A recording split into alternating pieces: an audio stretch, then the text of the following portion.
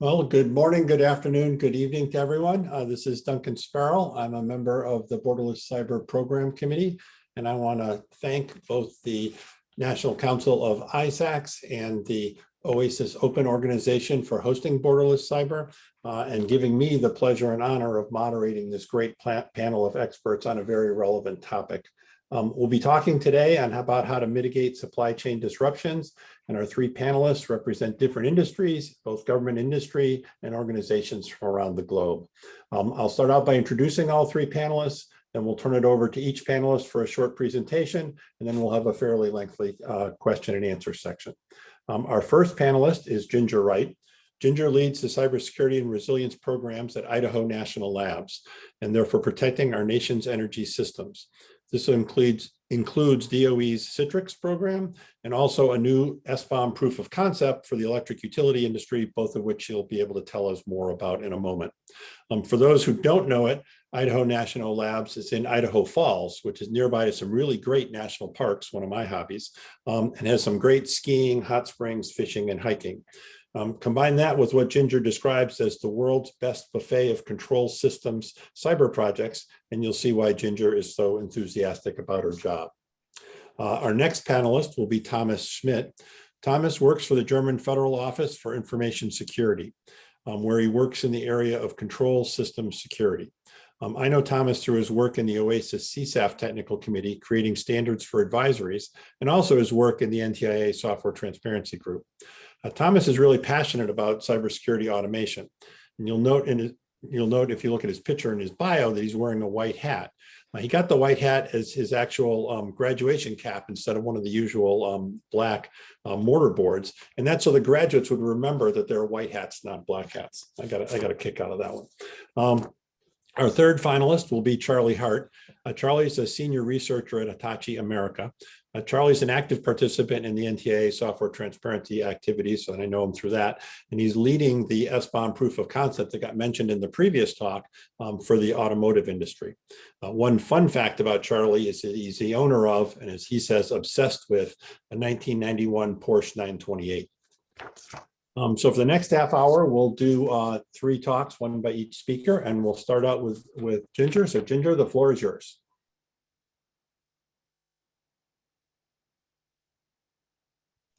Thank you, Duncan. I've got a chance today to talk to you about a couple of the projects that I am leading with the Department of Energy's CISR organization, but I'll start by saying that I am a member of the Idaho National Laboratory. I'm an employee here, and I oversee some small amount of the cyber research that we do, but there is far more than what I will talk about today that is going on. So if you're curious about the Idaho National Laboratory, I would invite you to take a look at our website, and that's inl.gov.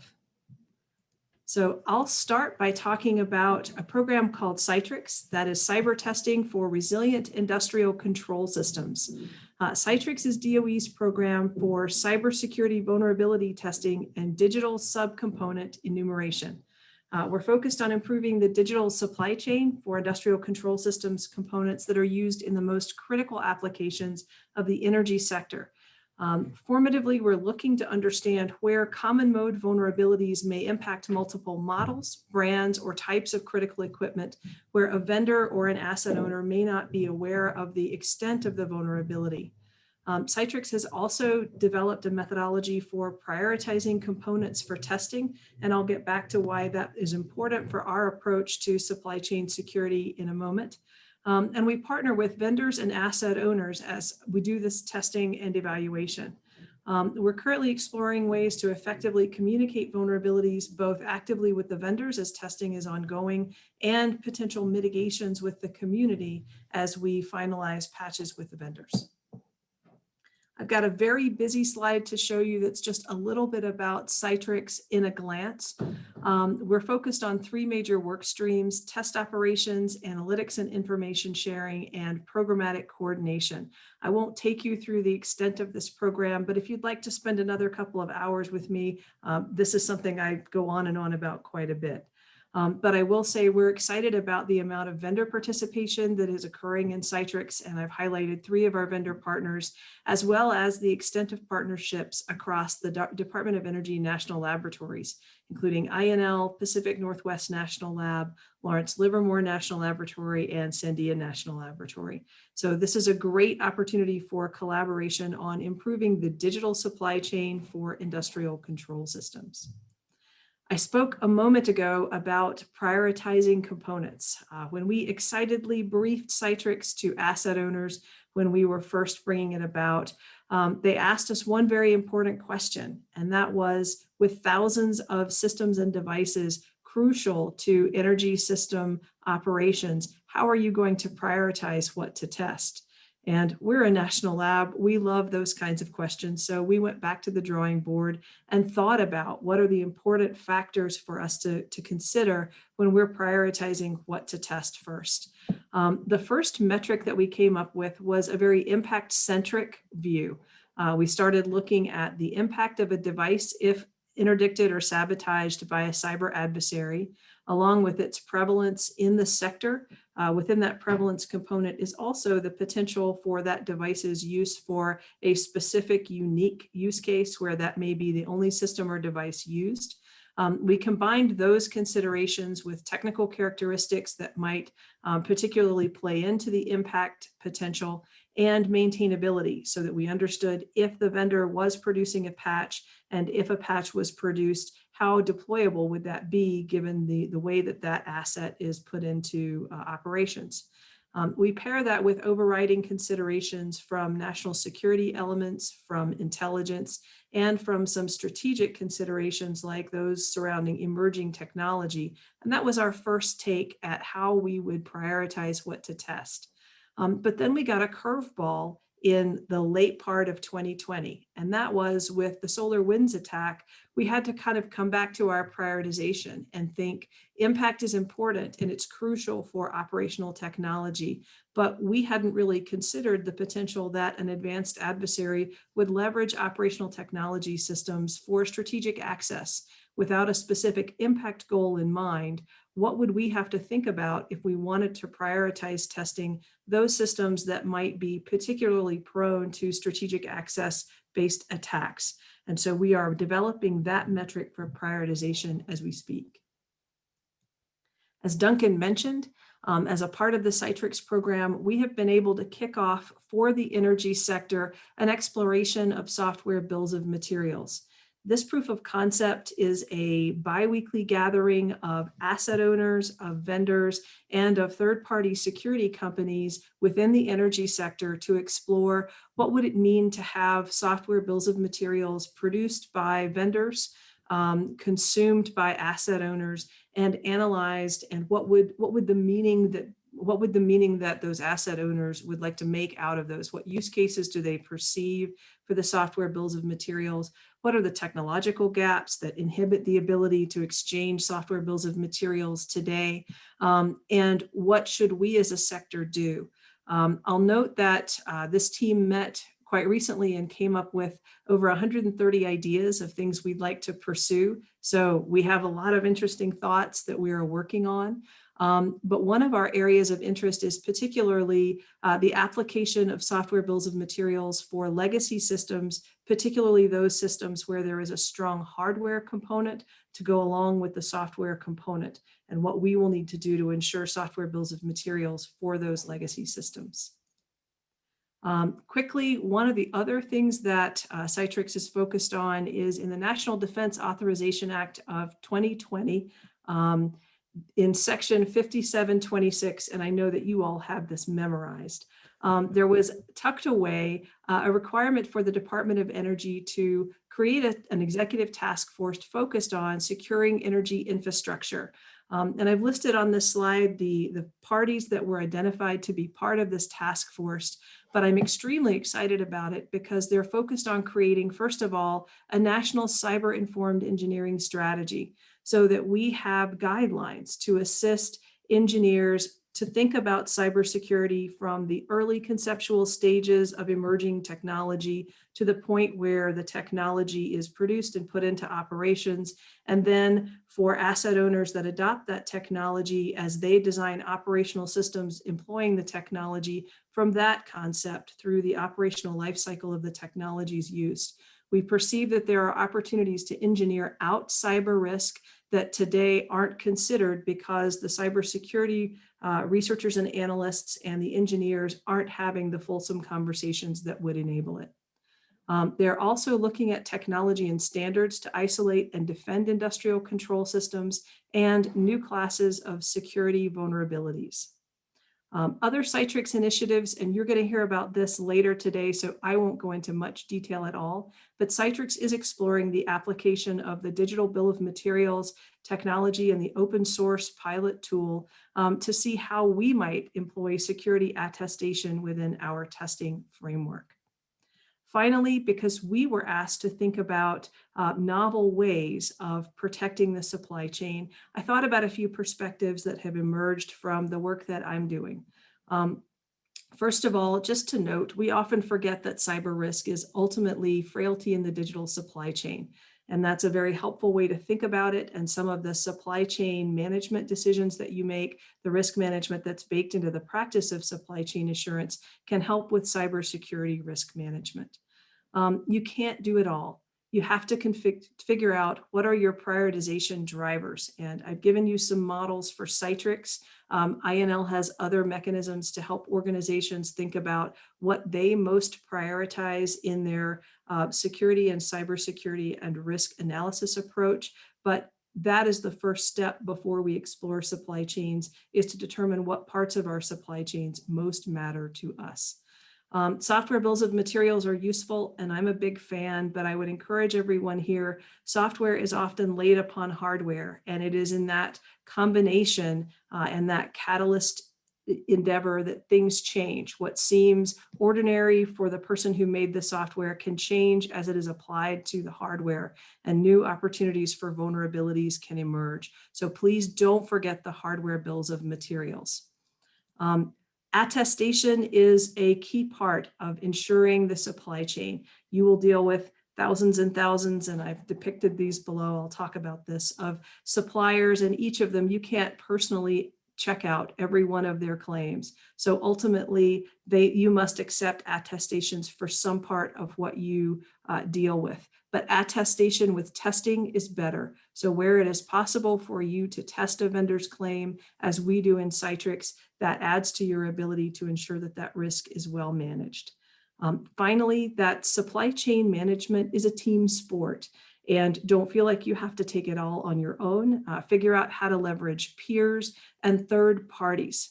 At the bottom of my slide, I have an illustration that I'll just present to you.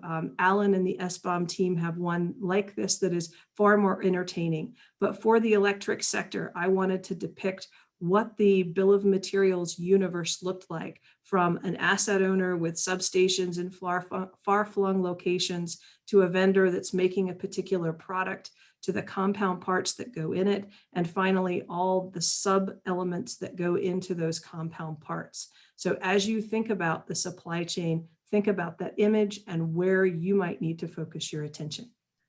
Thank you, Duncan. Thank you, Ginger. And with that, we will turn it over to Thomas for his presentation. Thank you, Duncan. So I'll talk a little bit about the Common Security Advisory Framework and how this might help us with the problem Ginger just talked about. And we're looking here at our time frame of concern is something we have this advisory released by the vendor. How does the information get to the asset owner fast and efficiently? If we are looking at our current stage, the vendor produces human readable advisories, and say there are 15 advisories with different severity, low to critical. And now you have to go up and find those advisories. You sort them by criticality, and then you have to do the fun part to evaluate whether you have affected devices and what's the risk associated with it, and what you actually want to do, whether you want to do a mitigating measure or whether you want to do a patch. Is it a patch right now, or can I wait until the next maintenance cycle? So the fun part here is the finding advisories, since you go through all these vendor websites. And as you know, in energy or any other ICS space, there are quite a lot of vendors which these facilities comprise of. So you have to look at a lot of vendor pages. And then you have all your advisories, and luckily they come in different formats and all different corporate identity styles, from HTML pages over PDFs to text files. And it's not really automatable to read this stuff. And then there's the third problem. We do all this security research, and now we will have more CVEs, or at least more advisories issued in terms of, since we find more vulnerabilities, since more people are looking. So how does that scale? And the answer is this manual process where we have to do this over and over again on a daily basis. It doesn't really scale. So what we need is an automated process to give up the boring stuff, that find and sift through the vendor's website. That should be automated. And also, if I have my asset database available, I could easily source that, that task of analyzing, do I have affected devices, out to my asset database. And so I just get something in return, which are really the advisories which I have affected devices for. And then, which comes as an additional benefit, I can adopt the criticality based on my environment. So if I have an advisory, say number 9, and that's something internet facing in my environment, then it's probably more critical to me. It might be the starting point for an adversary to take over my network, so I really want to get that fixed really quick. But it might be another advisory in here which is way below, and it's not critical. I have buried it under layers of defense in depth, so I can shift that down through a less critical factor. And then I still have to do the sifting through the advisories which my asset database gave me, or this asset matching system gave me, and decide what actions I should take now. But that's only one step instead of having to do 3 steps in a row. And this automated process that can run forever, there is no problem with that. So when we look at our initial time frame of concern, it's about asset owners and vendors. But since we are talking about supply chain here, it's actually at the same time a vendor is an asset owner, or at least a user, since he has suppliers where you see the supply chain coming down from an upstream vendor. So for vendor, the same thing applies, as you have your supplier producing an advisory, and you as a vendor now have to determine whether your products are affected.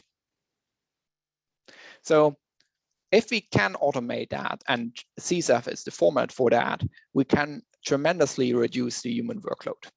And you don't have to manually search for suppliers' advisories. You can easily determine your affected devices. You can even delegate that to your product manager, who isn't really a security expert, but knows his device. You only see the relevant advisories for stuff you really have. And you can also then create automated advisories by the things you receive from your upstream vendor. And you can also notify your customers that you're not affected against a certain vulnerability, since you have mitigating measures in place or you have removed the vulnerable code. That, as it is a standardized format, is scalable across the suppliers, and you get a faster communication through the supply chain by minimizing each of these timeframes of concern. And you can even do a basic risk assessment on your own products if you have an SBomb. So that are basically prerequisites. You need to have an SBomb. You have to have a tool for matching advisories against your asset database or your SBomb. And then you need some kind of tool for managing these machine readable advisories. And this is the talk about CSAF in short. Thank you, Thomas. And with that, we will turn it over to Charlie. Thank you, Duncan. Can you hear me? We can. Terrific. Okay, I'm going to attempt to share my screen here. There we go. Okay, is that visible? It is. Fantastic. Okay, so my name is Charlie Hart. I am an employee of Hitachi America Limited in research and development. Prior to that, I had a number of jobs in IT, both in plain old IT plus IT products and IT services at a number of firms that you will certainly recognize. So been around the block quite a bit. Now my job is my really two fascinating things to me: cybersecurity and manufacturing, both of which are probably my most enjoyable work that I've ever done. So that's going great. My thesis in this discussion is that supply chain disruption can be prevented with data, right? And I think that's maybe a different face of that coin was one of Ginger's key points as well. And one of the things I want to talk about is how we go about creating and maintaining the data that allows that disruption prevention.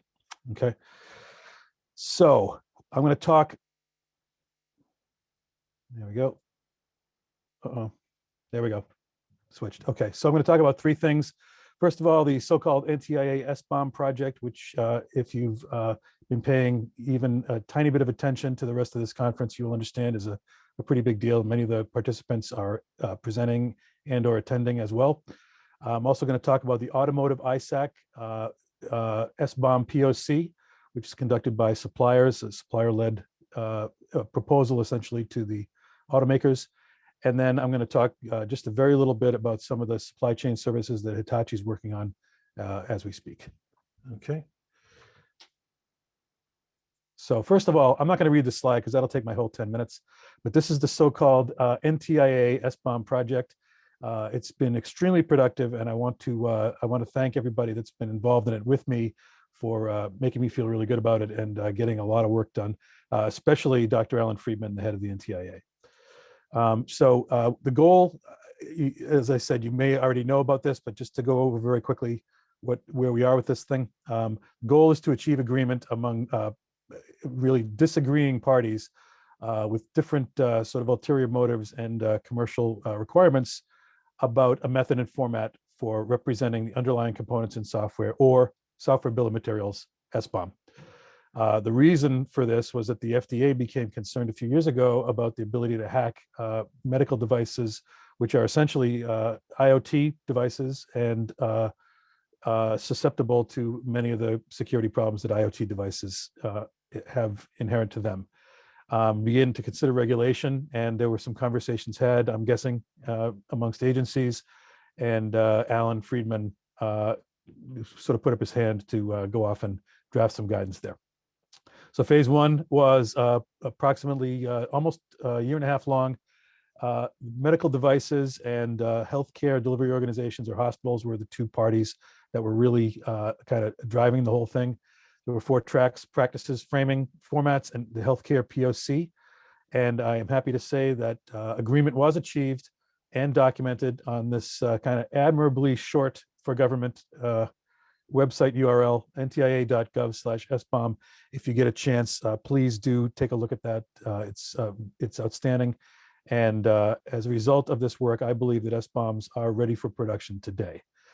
However, tech is never really finished. So phase 2 kicked off in January, and we are now refining and rolling out pieces of phase 1 along with enhancements and further recommendations, among them shepherding POCs such as the energy POC, which Ginger spoke of, and the automotive POC, which I am working on, and I'll talk about in a minute.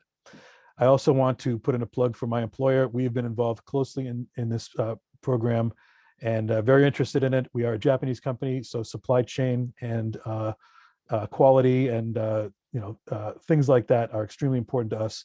And we've felt that we've been able to contribute and also gotten a lot out of it as well. So thanks to everybody involved in that. Okay, so the automotive industry is, I'm happy to say, is I believe thinking very hard and working very hard on cybersecurity, and supply chain is extremely important to the automotive industry. And as a result of both of those, they have become very interested in SBomb sort of as an industry, almost simultaneously. So that's worked out very well. So under the auspices of Auto ISAC, we've had the automotive ISAC, that is, we have had a SBomb working group extant since I guess probably first quarter of 2019. And we have 2 phases of that. The first one is it is basically complete, and it was to ensure that the NTIA effort actually reflected the requirements and needs of the automotive industry, as well as the medical device industry and the other volunteer participants. And happy to say that was extremely successful. All of our points were adopted or included in the NTIA guidance, and we were very happy with the results of that. Phase 2 kicked off in November of 2020, and the goal for this was basically for suppliers, not so sort of group kumbaya, but suppliers now presenting to the automakers a common SBomb proposal for the use of SBombs throughout the industry. And the reason for this is that if left to their own devices, every supplier and every OEM automaker would have their own standards, and that would become costly and kind of a nightmare to work on. So it's a very good project as well. Phase 1, we had 13 different points that we wanted to make to the NTIA and be sure that these were addressed. I'm happy to say that every single one of them was. Some of them were very simple, such as the first one, which is simply what info is needed, what data, what's the data structure going to look like. Some, like number 9, became very subtle and much more complicated. And that one is, how do you represent, if I have a big library and I'm only using a small piece of it, how do I represent that in my SBomb? I am happy to say that every single one of these is in fact in the NTIA phase 1 guidance. And we were able to wrap up in July 2019 for the phase 1 of the automotive ISAC SBomb POC. Okay. Now, the second piece kicked off in November, and the basic KPI for this project is to publish a best practice. We are on track for doing that, but all these other things, unified voice, aligning with NTIA, all of those other things are important to us as well. And we are keeping them in mind. We would like to perform an exercise or an actual POC, such as the energy folks are doing now, and such as the MDMs and HDOs in healthcare have been doing now for the past couple of years. That is a little bit more problematic, so we're still working on that, but we are proceeding apace with best practices. And ultimately, the goal is to get voluntary commitment from all of the supplier members to implement this program that we've put together. We started in November, and we started out with tutorials from the NTIA and other knowledgeable individuals. And that went really, really well. We are, I think, a very well-informed group now, thanks to the dedicated efforts of the people who really know what they're doing and built some of these things. We had so-called issue discussions, which took place for an extended period of months, at which we ultimately bridged our differences and came up with a scope that everybody agreed on. Very happy about that. It took a long time, but we did actually get there. There are many differing opinions, obviously, with regard to SBomb, practices especially. And then we have got a best practice outline. Soon we will have a best practice draft, probably starting tomorrow. We'll review it. We'll do some final editing, and then we expect everything to be signed off and approved by membership and the board in the middle of October for our third quarter board meetings. So going quite well. Thank you, Faye, for your sponsorship on this. All right. So I'm going to talk a little bit about Hitachi supply chain integrity systems. We have many services. Hitachi is a large service provider to many different industries, including internal to Hitachi. And some of the things we're working on, we're very interested in supply chain, as I said earlier, and some of the things we're working on, I'm going to talk about here. So first of all, I just want to do a little bit of background. We have not talked much about provenance and pedigree. They are mentioned in the recent executive order 14028 that will be required from suppliers. Basically, just to define them very quickly, provenance is the chain of custody, who touched a thing, who had the ability to influence it, who owned it, who added to it or whatever, and what is their background. And then pedigree is the production history of any supplied component, how it was made, what machines were involved in its production, what quality standards and test results were involved, et cetera. Okay, provenance, chain of custody, pedigree, production history. Okay, now pedigree and provenance are very important. We often hear the question in SBomb about, is this would this have prevented solar winds? The answer is by itself, probably not. Made things a lot easier to mitigate, certainly, if you had SBombs and solar winds type attack occurred, but it would not in and of itself prevent it. With pedigree, provenance, and other data fields, solar winds could have been prevented really on an industry-wide basis. Note that the contract agreement down here, so many different kinds of data can be included in an SBomb or a manufacturing supplier integrity record. And these are some examples. You can also include test results, machine performance, spec conformance, things like that, and as we are doing. Okay. So to implement this sort of thing, Hitachi has built a system that is based on a principle we call the trust store. And this is a store in many senses of the word, both some place you can go to, obtain trust, and a place you can go to store trustworthy things, or trustworthiness characteristics. The idea here is that all suppliers in a supply chain, or all participants in a supply chain, would be able to register at the trust store and provide their data to the rest of the supply chain on sort of a formal basis. Other systems that Hitachi is building, I'm a little bit over here, or shortly will be, but other systems we're building will feed this. For example, we have a smart factory as a service system and service that we provide, and that can provide all of the data to populate the trust store from any given supplier. And that is all I have for now. Sorry, I went a little bit over, Duncan, but thanks for the opportunity to talk about these things. No problem. Thank you. Thank you much, Charlie. Go back to the see everybody mode. If you could stop sharing. Oh, thank you. All right, and now we'll open it up for Q&A. I have some questions of my own. There's been some questions that have come in through various different media, actually. Again, encourage the audience that just go ahead and send your questions. Put them in the chat if you would.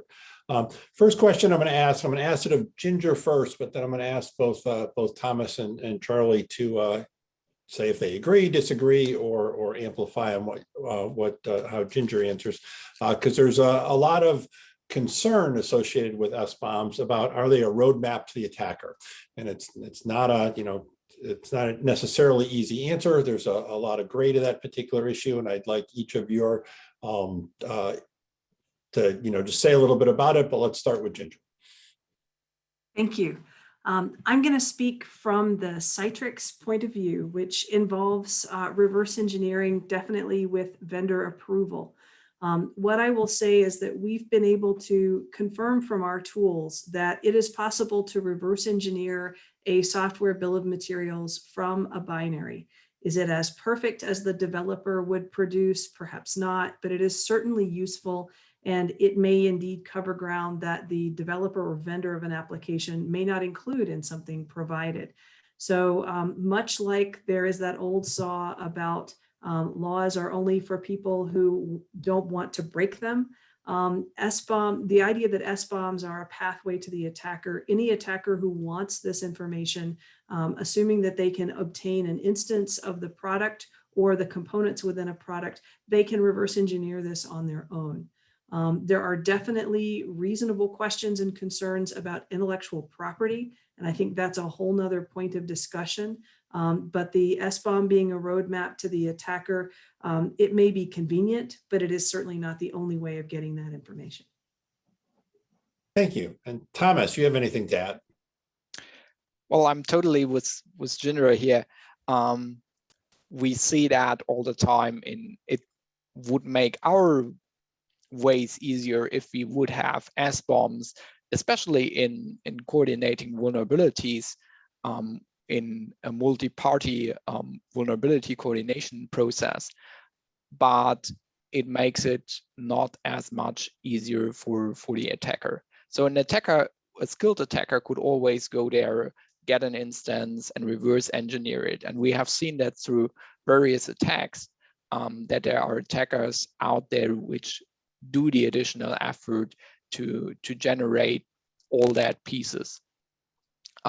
It's more like a roadmap for us as the defenders to actually poke our vendors to check on vulnerabilities in their supply chain. So it helps to build up trust and also to get a little bit more pressure onto vendors which are currently not really dealing with security in the supply chain.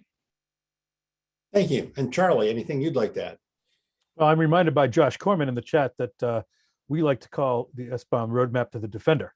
So I just want to mention that. Thank you, Josh. But I will also say that I think first of all, I agree with both Ginger and Thomas.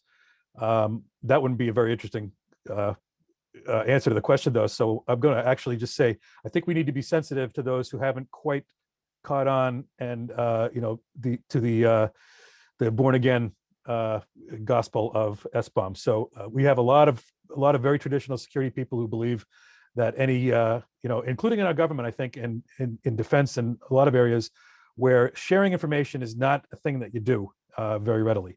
So we have to overcome that. It is a real concern, I think, on their part. It's not just resistance. I do believe that it's worth the push. Thank you, Charlie.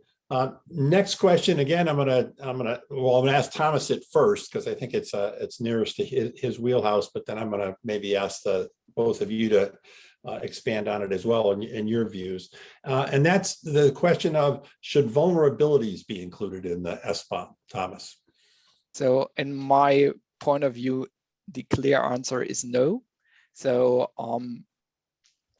if you think the SBomb as a list of ingredients, it's more or less static data. So if you bake a cake and you have your recipe, that's static data that doesn't change. But vulnerabilities, they change over time.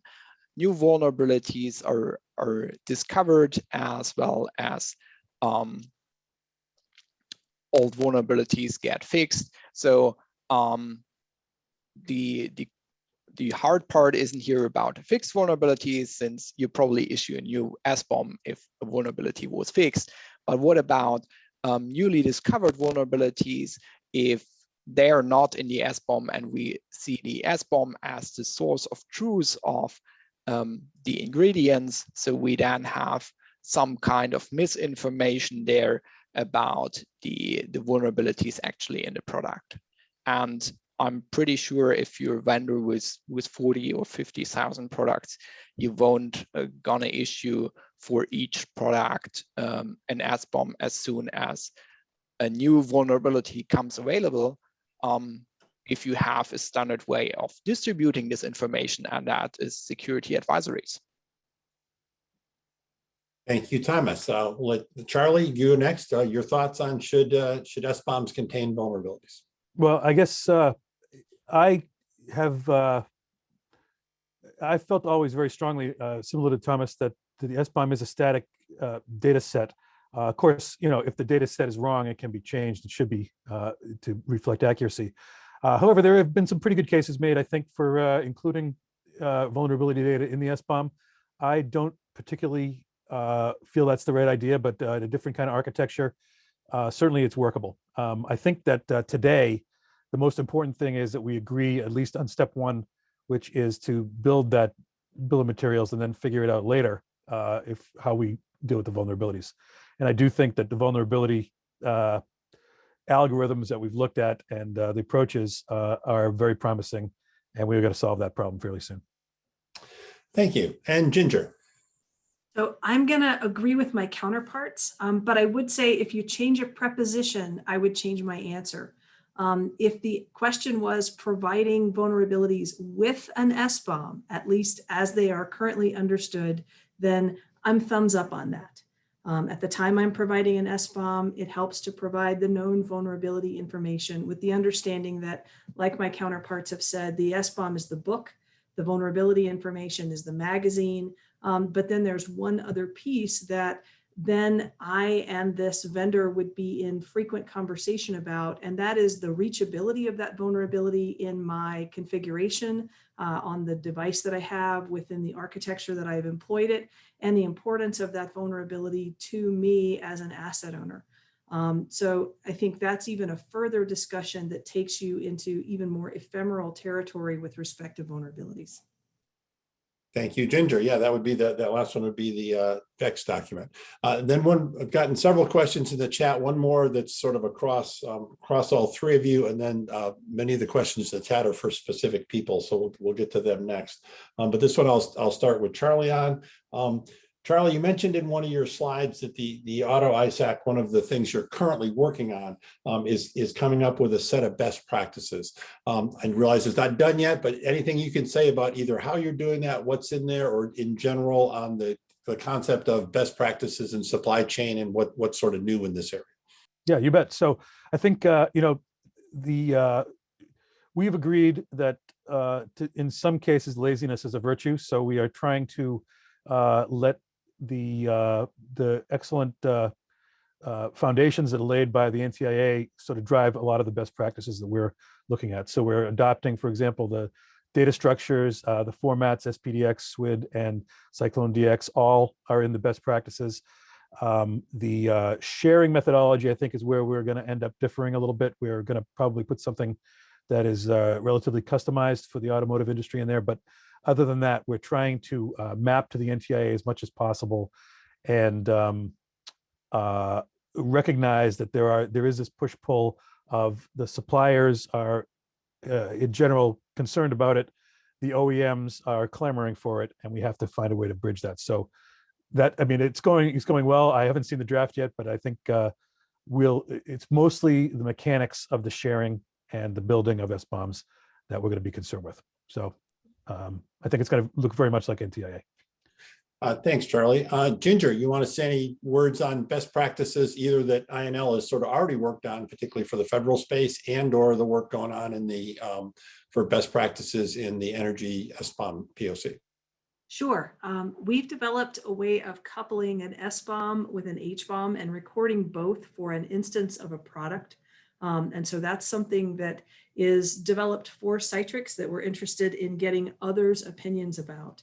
I see many opportunities for development of tools that create meaning out of this SBomb. So like everyone else, we really like the work that the NTIA has been doing around the form and function of an SBomb.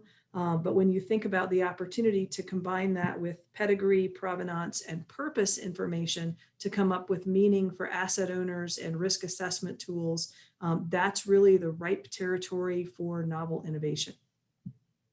Thank you, Ginger. And Thomas, your view on current work and best practices? So best practices are always driven by practices. So we have to do a lot of practice and see what works and what doesn't work. NTIA is doing a great job with all the proof of concepts, and I thank all the people who are participating in those. And I think what is coming up as best practices, I'm really looking forward to that. It will help us all to shape this new topic. Thank you. I think the first question that came in the chat was for Ginger, although again, it might be one that'll apply to the other two, since all three of you work in the IoT and control system space. And that's Ginger. In one of your slides, you mentioned new classes of vulnerabilities. A person in the chat asked if you could expand on that a little bit. Certainly. So unfortunately, this was legislative language. So we've had to create a little meaning ourselves out of what our wonderful lawmakers meant with the new classes of vulnerabilities. But part of what we're looking at is vulnerabilities that are emerging in the cybersecurity sphere that we haven't had to think about before. As our maturity increases on the really hard problems, new hard problems emerge. So vulnerabilities in new ways as technology emerges, first of all, and we combine that technology, there are new vulnerabilities with edge computing, with cloud that of course we never even thought about. There are also new vulnerabilities in the impact of small changes in data hijacking. Little changes in data can have tremendous operational effects. And so we have to start looking at vulnerabilities from a larger perspective. So this group is thinking about what those new classes of vulnerabilities might be and how best to develop operational technology-based mitigations to forestall them. Thank you. And Thomas, since you also work in the control system space, you want to say anything on how it's different than the IT world? So I want to start off with something Ginger said. We're also looking into new vulnerabilities with more and more sensors becoming available and connected to our industrial networks on an Ethernet basis. And now we're now adding their TCP/IP stacks, which are currently heavily under research, and we found vulnerabilities after vulnerabilities in the community, which we haven't thought about them before, since it was a more or less isolated network.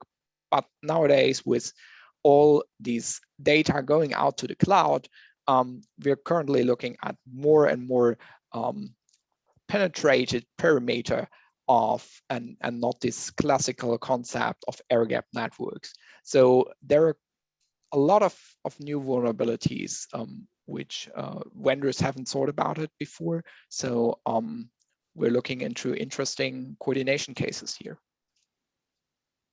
Thank you. And Charlie, from the view of IoT on wheels, what's new in the vulnerability space there? Well, there's always something new, I guess.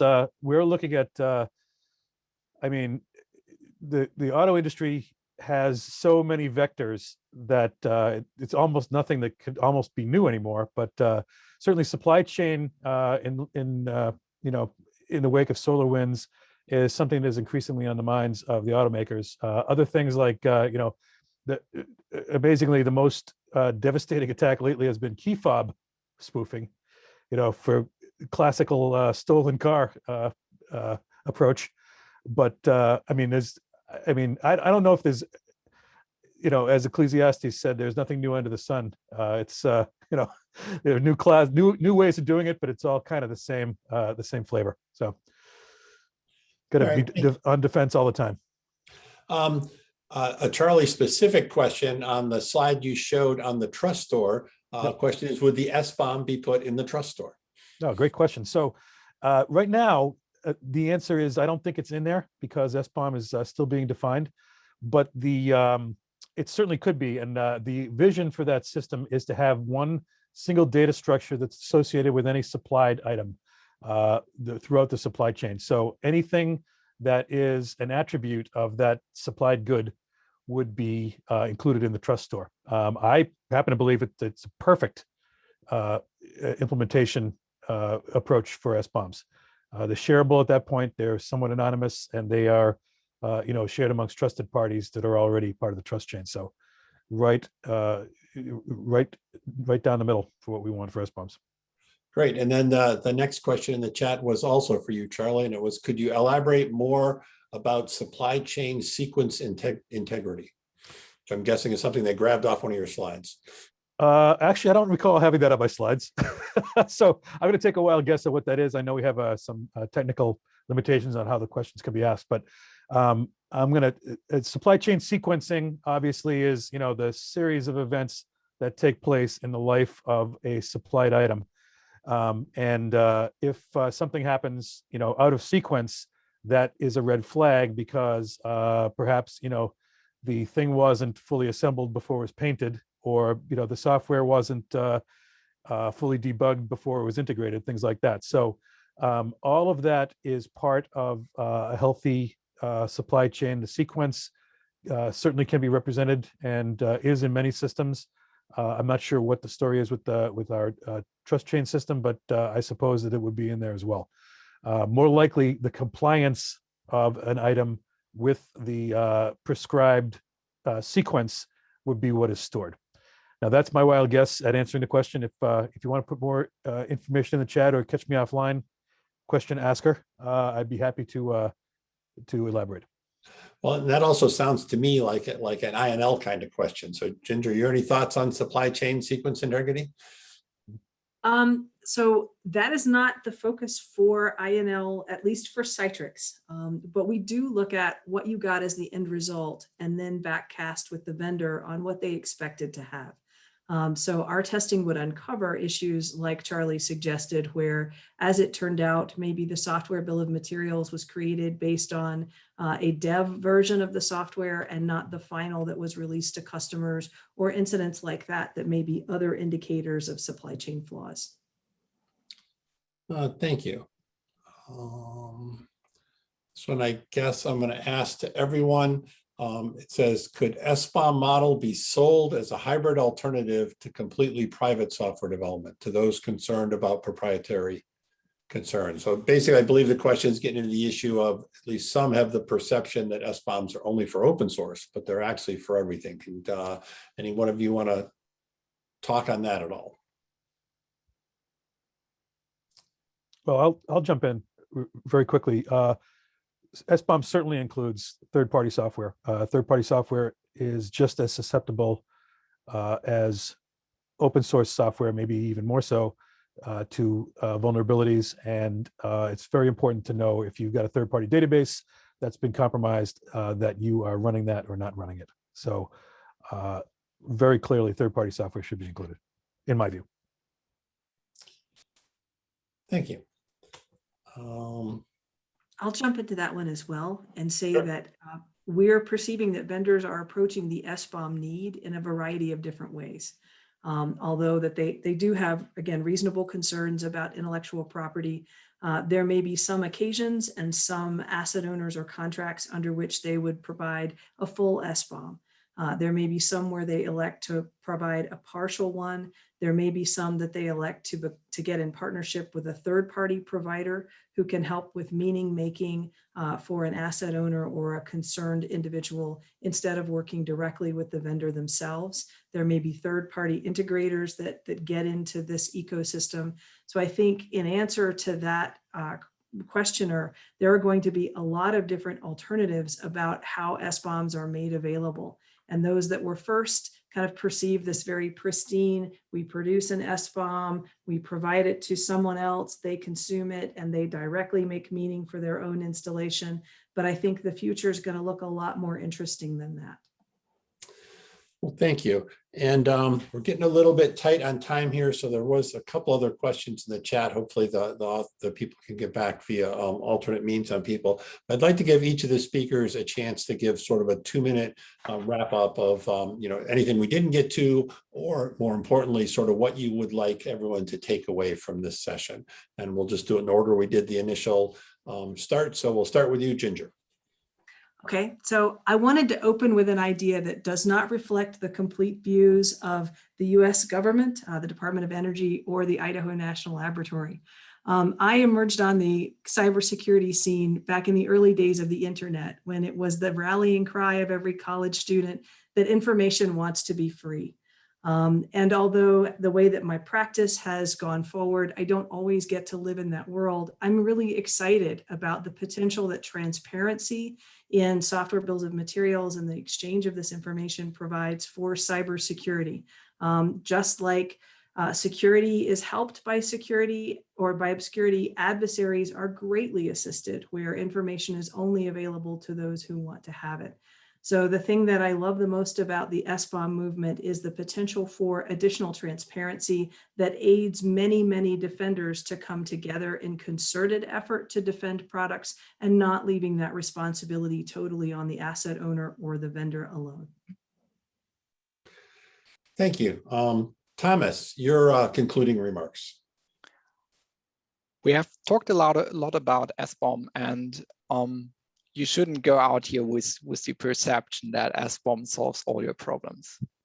But it is a building step, and one of the probably the most important building step right now to more supply chain security. There are other building steps which go along that, which are more or less telling your customers about the vulnerabilities which are in your products, and that's about security advisories, and about vulnerabilities which aren't in your product, and that's about the vulnerability exploitability exchange. There's a lot of interesting work going around also at the OASIS with the CSAF-TC, as well as at the NTIA with all the SBomb work. So if you're not involved yet, take your chance and jump in and be an early adopter. Thank you, Thomas. And Charlie. Thanks, Duncan, and thanks everybody for attending and listening. I guess I had a few points that I wanted to make, and they are maybe go a little bit beyond SBomb, but they really address sort of the title of this whole thing, and that is, how do you prevent supply chain disruption? First of all, supply chain data integrity is critical to both cybersecurity and also really to a great extent to national security and to our own personal security as well. SBomb, together with provenance and pedigree, are the foundation of the digital evidence required to ensure cybersecurity. And then, in turn, that plus the addition of information about quality and delivery and reputation, things like that, are the foundation of supply chain integrity. And supply chain integrity is sort of the flip side of what Ginger talked about, where cyber risk represents supply chain instability. That represents, this supply chain integrity, and all that digital evidence that underpins it represents stable supply chains, non-disrupted supply chains. I will also say that, in terms of adoption, supply chain integrity techniques are here today, and they are increasing, and they are a snowball rolling downhill, and are going to get better and better. And I know that there are many who feel that some of these approaches are inappropriate, but I will tell you that I think that is perhaps tilting at windmills, right? And to those who feel that these techniques are not ready now, I would ask, maybe present a challenge. What would you do in the meantime until they are ready? When will we know they're ready? I personally believe that SBomb is fully ready. Many of the supply chain trustworthiness characteristics are already being tracked and stored and audited and reported. And I think it's all a terrific trend that's going to make us all more secure in the devices that we use every day. Thank you, Charlie. And actually, let me give a thanks to all three of the panelists. And I want to thank you not just for your spending the time today with us and sharing your expertise, but I want to thank you for the work you do, because all said and done, the work you do is very important. And I want to thank you for that. I also want to thank OASIS Open for sponsoring the Borderless Cyber Conference, and thank the Council of ISACs, again, not just for sponsoring the conference, but again, all the work that they do in allowing us to solve these problems. And with that, I'm going to draw the meeting to a close. You guys were a little bit quick on some of your summaries, so we actually are going to close 2 minutes early, give people a little bit extra time before the next talk. So thank you all. Thank you, everyone.